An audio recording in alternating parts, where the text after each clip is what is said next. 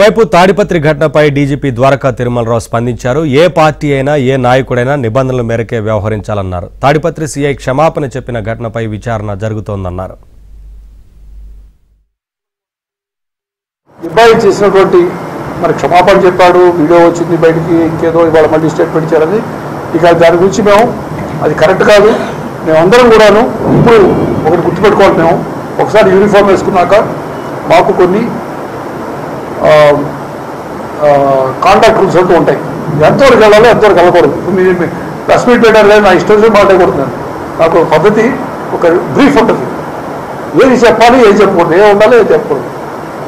ఎట్లా పడితే అట్లా మనం ఏ రాకారో కానీ తెలుసుకొని రాడిస్తే అందరికీ బాగుంటుంది. దానికి సంబంధించిన విషయం ఉంటే చూస్తావా. ఇప్పుడు నేను చెప్పాగా, నేను ఓపెన్గా చెప్పిన విషయం కాదు. నేను మీకు ఫ్యాక్ట్స్ మాట్లాడాను, వాస్తవాలే చెప్పాను. నేను చాలా క్లియర్గా చెప్తున్నాను. పోలీస్ వ్యవస్థ ఎప్పుడు పారదర్శకంగా పనిచేస్తుంది. అందరూ జవాబుదారీగా పనిచేస్తాం. ఎవరు ఎక్కువ తప్పు చేసినా కానీ ఎవరిని ఉపేక్షించడం. అది నాయకులు కావచ్చు, పార్టీ వారు కావచ్చు, మా వాళ్ళు కావచ్చు.